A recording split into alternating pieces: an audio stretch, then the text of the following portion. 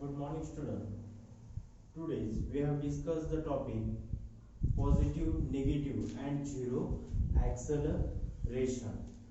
The last lecture we have discussed the topic uniform and non-uniform linear motion and acceleration. What is meant by uniform linear motion? If an object the distance covered equal distance covered in equal interval of time are called as the uniform linear motion. What is meant by non-uniform linear motion?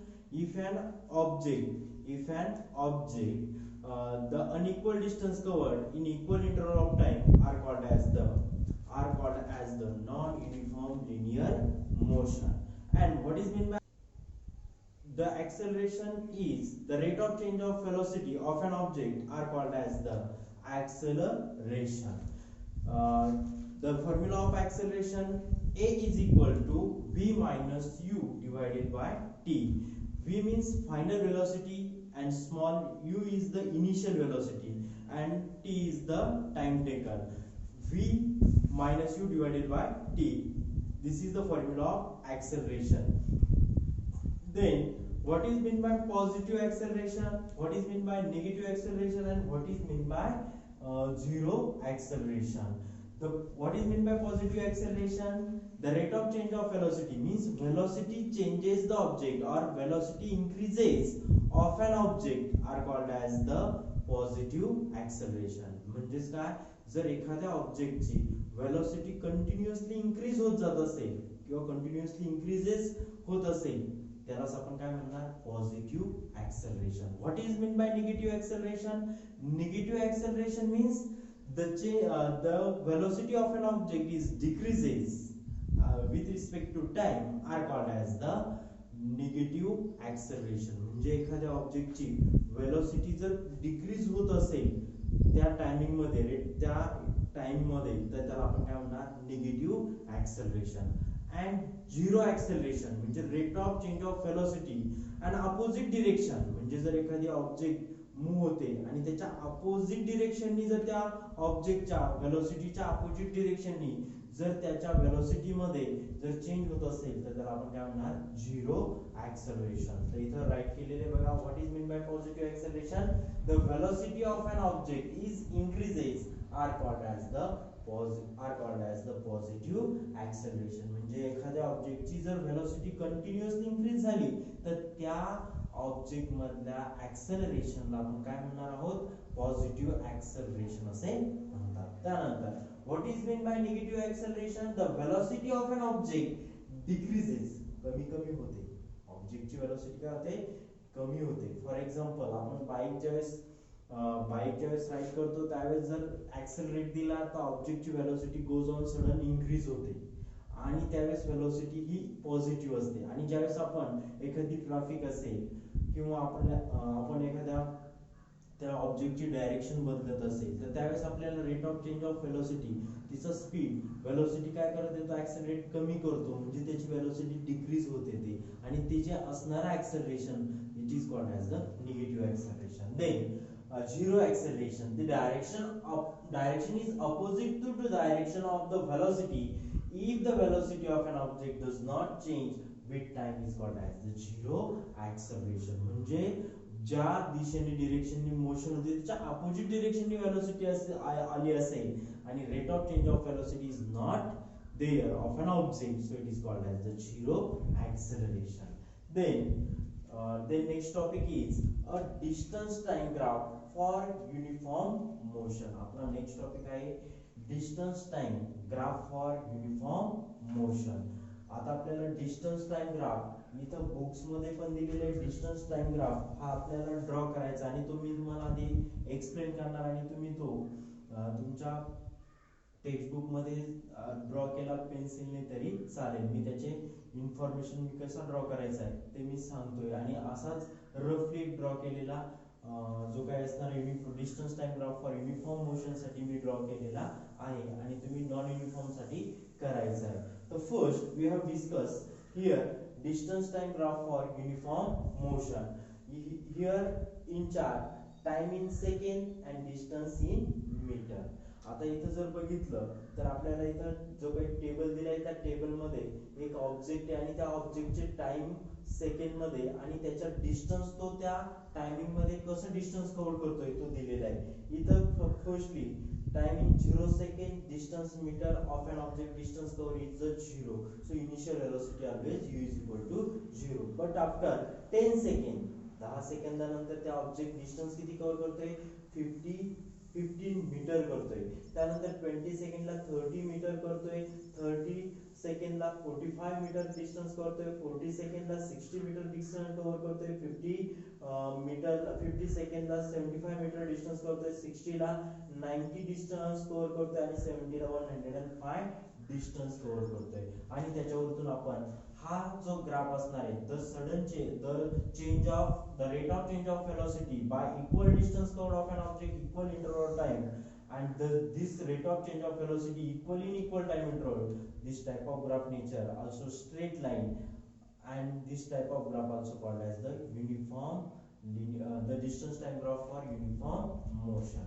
म्हणजे एखादा object त्या distance त्याची velocity continuously त्या equal time interval मध्ये तो rate of velocity same equal interval of time मध्ये राहत असेल तर त्या ज्या ग्राफचं नेचर कसं असणार आहे ते आपण इथं बघणार आहोत. तर पहिल्यांदा तुम्ही फर्स्ट तुमच्याकडे जर तुम्ही बघितला हा जो ग्राफ असणार आहे त्यामध्ये दिलेल्या दोन ऍक्सिस असणार आहे, वाय ऍक्सिस आणि एक असणार आहे हॉरिझॉन्टल तो म्हणजे एक्स ऍक्सिस. आता एक्स ऍक्सिस वरती पूर्णपणे टाइम दिलेला आहे आणि वाय ऍक्सिस वरती काय दिलेलं आहे ते जे स्केल असणार आहे ते कशाचं आहे डिस्टन्स इन मीटर. मग आता आपण इथं पण एक ग्राफ ड्रॉ केलेला आहे मी रफली. फर्स्ट इथं time in second x axis वरती टाइम घेतलेला आहे आणि वाय ऍक्सिस वरती distance covered by an object in metre. पहिल्यांदा इथं स्केल घेताना आपण बघायचंय एक्स ऍक्सिसचं स्केल 1 सेंटीमीटर बरोबर हाऊ मेनी 10 जो काही असणारा second 1 centimetre is equal to 10 second आणि वाय ऍक्सिस साठी जे डिस्टन्स आपण प्लॉट केलेले आहे ते म्हणजे 1 centimetre is equal to 20 metre. त्यामध्ये फर्स्ट आपण काय करणार आहोत इथं ग्राफ काढताना इथं जर बघितला तर इथं ज्या काही लाईन्स असणार आहे मिलीमीटर मध्ये ते एका बॉक्स मध्ये इथं 10 ज्या काही असणाऱ्या लाईन्स आहे पण एका लाईन साठी आपण इथं डिस्टन्स वाय ऍक्सिस साठी कन्सिडर करायचे 2 मीटर आणि टाइम इन सेकंड 1 मिलीमीटर साठी किती घ्यायचा आहे तो टाइम आपल्याला 1 साठी इथं 10 ज्या काही असणाऱ्या लाईन्स आहे म्हणजे 1 लाईन म्हणजे 1 सेकंड कन्सिडर करायचा आहे. तर त्याच्यासाठी आपण इथं जे काही डिस्टन्स 20 वाय ऍक्सिस ला 40 60 80 100 आणि 120 आणि इथं आपण 10 20 30 40 50 60 70 80 म्हणजे आपण ह्या ज्या काही 0 पासून तर 70 पर्यंत हा एक्स ऍक्सिस ला टाइम घेतलेला आहे आणि जो डिस्टन्स इन मीटर हा कुठे घेतलेला आहे वाय ऍक्सिस ला घेतलेला आहे. मग आता पहिली जी काही असणारी आपण initial velocity of an object always u is equal to 0 म्हणून इथं डिस्टन्स स्पीड वेलोसिटी त्या ऑब्जेक्टची किती असणार आहे 0. मग आपण फर्स्ट काय करायचं 10 साठी आता इथं बघा तुमचं जे डिस्टन्स आपण घेतलेलं आहे इथं बघा 10 साठी जे काही घेतलेला टाइम इथं 10 सेकंडला किती डिस्टन्स कव्हर केलं ऑब्जेक्टनं 15 मीटर केले. म्हणून आपण इथं काय करायचं फर्स्ट पॉइंट प्लॉट करत असताना तिथं आपण 10 ला किती 15 म्हणजे ह्या 1 मिलीमीटरची जी लाईन आहे ती कन्सिडर किती करायची 2 मीटर साठी 1 2 3 4 5 6 7 म्हणजे इथे 40 त्याच्या वरती येऊन इथं बरोबर आपला एक पॉइंट आले 20 second the distance covered of an object 30 metre 20 ला किती असणार आहे 30 मीटर आता इथं 20 इथं वाय ऍक्सिस ला जे काही डिस्टन्स आहे 1 मिलीमीटर म्हणजे किती मीटर कन्सिडर केले आपण 2 मीटर म्हणजे इथं किती लाईन काउंट करायच्या 1 2 3 4 5 आणि 5 ला किती इथं 30. त्याच नंतर जर बघितलं तर 30 ला किती 45 ला 45 म्हणजे किती 2 42 44 आणि 45 त्यानंतर 40 ला किती असणार आहे टाइम सेकंड 40 सेकंडला 60 40 ला 60 म्हणजे इथं डायरेक्टली इथं एक पॉइंट येणार. त्यानंतर 50 ला किती येणार 75 50 ला किती 75 म्हणजे 5 आणि 2 लाईन्स म्हणजे 7 लाईन इथं कन्सिडर केला, त्यानंतर इथे किती आला, जवळपास 75 मीटर, 60 ला 90, इथं 5 लाईन कन्सिडर करून 90 आणि 70 ला 105 मीन्स 1 2 3 4 5 6 7 जवळपास 7 पॉइंट्स आपले इथं काय आलेले, पूर्णपणे 7 पॉइंट्स इथं आपल्याला प्लॉट झालेले आहे. आणि हे प्लॉट झालेले जेवढे पॉइंट्स असतील ते आपण काय करणार आहे, का स्केलच्या हेल्पनं आपण काय करणार आहे, त्याला पूर्णपणे एक लाईन त्यामधनं सर्व पूर्ण जे काही असणारे पॉइंट्स एका लाईन्स मध्ये येत आहे की नाही ते आपण बघणार. म्हणजेच इथं जर पूर्ण लाईन जे काही पॉइंट्स असणार आहे ते पूर्णपणे जे पॉइंट्स असणार आहे एकाच लाईन मध्ये आलेले. आणि जो काही ग्राफचं जे नेचर आहे, this graph is the nature straight line. The nature of graph is the nature of graph is straight line. The nature of graph is straight line graph. आणि जो नेचर आहे त्या ग्राफचं कसं आलेलं आहे, स्ट्रेट आलेलं आहे. म्हणून यालाच आपण या ग्राफ वरतून बाय ग्राफ आपलं जे काय असणार आहे distance time graph for uniform motion. म्हणजे इथं जर बघितलं तर पहिल्या 10 सेकंडला 50 मीटर डिस्टन्स कव्हर केले आणि पुढच्या परत 10 जे काय असणार आहे सेकंडला 30 केले. म्हणून equal distance are covered by an object equal interval of time.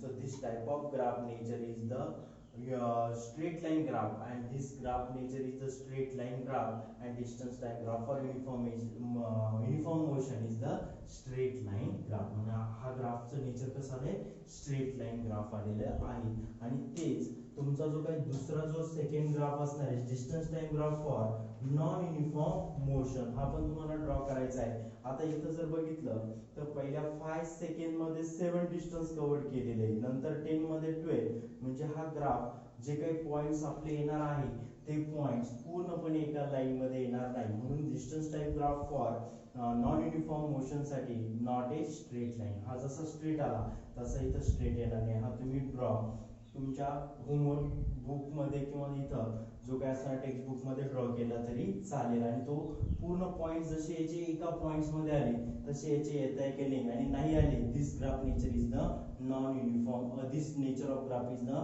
Do not a straight line graph. त्यानंतरचा पॉइंट असणार आहे distance time graph for uniform velocity.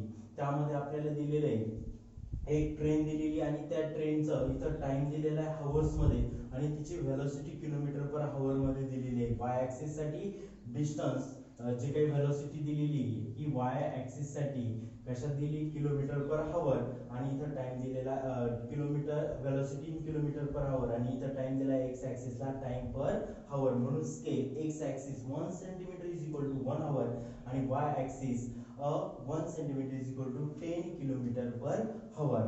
त्यासाठी त्यांनी असं सांगितलेलं आहे तर मध्येच आपल्याला एक 2 हवर साठी आणि 4 हवर साठी तिची जी काही वेलोसिटी असणार आहे ती वेलोसिटी कॉन्स्टंट आहे की नाही ते आपल्याला चेक करायचं आहे. त्यासाठी आपण इथं जो काय असणार आहे area of quadrangle A B C आणि डी हा जो एरिया आहे तो T1 म्हणजे 2 हवर साठी आणि T2 म्हणजे जो काय असणार आहे 4 हवर साठी, या दोघांचं आपल्याला जे काही असणार आहे डिस्टन्स, मग आपण T1 जर बघितलं तर त्याचं काय T1 2 हवर साठी किती डिस्टन्स कव्हर केलंय तिथे इथं बघितलं तर एक 2 साठी 60 आणि 4 साठी किती, बी पॉइंट साठी जवळपास वेलोसिटी ती पण किती असणार आहे 60. मग 60 + 60 किती असणार आहे 120 डिवाइडेड बाय जे काही 2 मधलं जे काही 2 हवर साठी आणि 4 हवर साठी डिवाइडेड बाय 2.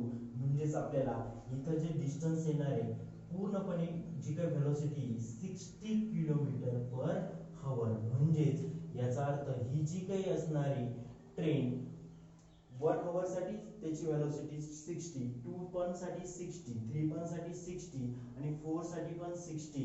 म्हणजेच याचाच ग्राफ नेचर आपल्याला जे मिळालेले आहे distance time graph for uniform velocity means the overall velocity 1 hour 2 hour 3 hour 4 hour are overall is a equal velocity. So this graph of nature, These graph are called as the distance time graph for uniform velocity.